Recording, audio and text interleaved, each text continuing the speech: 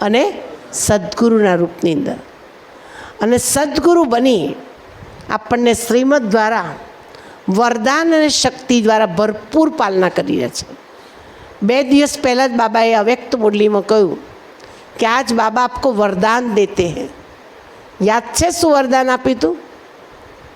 રવિવારની મુરલીમાં સદા બાપ તુમ્હારે સાથ હૈ. વાંચો, એ મુરલી બહુ જ ફાઇન છે. સદા બાપ તુમ્હારે સાથ હૈ. મુરલી એવી નહીં હોય કે જેમાં વરદાન નહીં હોય.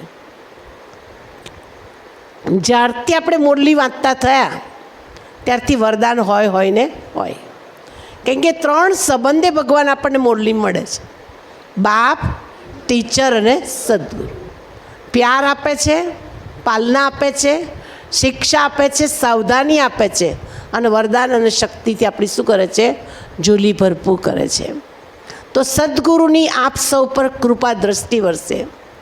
સદગુરુ શ્રી બાબાને આપણે સદા ખુશ રાખવાના. અને ખુશ રાખવા માટે એકલવ્યએ પોતાનો અંગૂઠો કાપીને આપ્યો.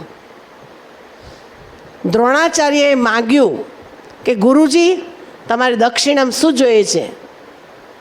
તો કે તારો અંગૂઠો આપી દે. એણે ફટ દઈને જે અંગૂઠાથી તીર કામઠું મારતો હતો ને એ જ અંગૂઠો માગી લીધો. એમ ગુરુ દક્ષિણામાં ભગવાન આપણી પાસે એવી કોઈ વિશેષ શક્તિ માગે છે, એવી કોઈ નકામી વસ્તુ માગે છે, એવી કોઈ સેવા કરવાની તાકાત માગે છે કે મારા બાળકો, હું જેમ સદગુરુ બનીને બધાની પાલના કરું છું, વરદાનોથી ઝોલી ભરું છું, એમ તમે પણ બધા બાળકો વરદાનોથી ઝોલી ભરો. તો આજના આ પવિત્ર પ્રસંગ, મંગલ પ્રસંગ, શુભ પ્રસંગે આપ સૌને સદગુરુ શ્રી બાબા ઝોલી ભરપૂર કરે. કેટલા બધા વરદાન આપ્યા હતા 2 દિવસ પહેલાં. આયુષ્યમાન ભવ, પુત્રવાન ભવ, સુખી ભવ અને સંપત્તિવાન ભવ. 3-4 વરદાન આપી દીધા હતા ને. એમ આજના ગુરુ પૂર્ણિમાના પણ આપ સૌના જીવનની અંદર ભગવાનની છત્રછાયા બની રહે. ભગવાનનો વરદાની હાથ સદૈવ આપણા માથા ઉપર રહે. અને જ્યાં ભગવાનનો માથા ઉપર હાથ રહે એનો બેડો પાર. સદા ભગવાનની દ્રષ્ટિ આપણી ઉપર પડ્યા કરે. અમી ભરેલી નજરું રાખો. સ્વામિનારાયણ મંદિરનું આ ગીત છે. તો એમ અમી ભરેલી નજર રાખે છે શ્રી બાબાને બ્રહ્મા બાબા. એ દ્રષ્ટિ ઇમર્જ કરી લેવાની કે બાબાની આપણી પર શું છે?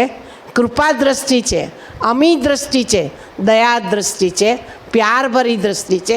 એકલી દ્રષ્ટિ નથી, પણ ભગવાન કેટલો પ્યાર કરે છે, કેટલી સરસ નજરથી મને નિહાળ કરે છે. સત્યમ શિવમ સુંદરમ. જેમ પોતે સુંદર છે એમ આપણી આત્માને પણ ભગવાન શું કરે છે? સુંદર બનાવવા માગે છે. તો આજની ગુરુ પૂર્ણિમાની આપ સૌને ખૂબ ખૂબ શુભ બધાય. આજની ગુરુ પૂર્ણિમાનો ખાસ વિશેષ ઇશારો કે અંધકારથી આપણે પ્રકાશ તરફ જઈએ. આપણા જીવનનું જે નાનું મોટું કદાચ અંધારું હોય કે હજુ પણ આપણે થોડાક અંધારામાં હોઈએ, તે અંધારું આજે આપણું દૂર થઈ જાય અને આપણી આત્મા એકદમ જળહળ પ્રકાશિત થઈ જાય. અને આપણા પ્રકાશથી બીજી કેટલી આત્માઓને પ્રકાશ પ્રાપ્ત થાય. એવું ખાસ ઊંડે અંધારેથી પ્રભુ પરમ તેજે તું લઈ જા. પરમ તેજ તરફ ભગવાન આપણને લઈ જા. પરમ જ્યોતિ પરમાત્મા આપણી જ્યોતિને એટલી ફર્સ્ટ ક્લાસ જગાવી દે. સુખદાયી, લાભદાયી, મંગલકારી આપણી જ્યોતિ થઈ જાય. એના દ્વારા અનેક આત્માની જ્યોતિ જાગે એવી શુભ ભાવના અને શુભ કામના. ઓમ શાંતિ.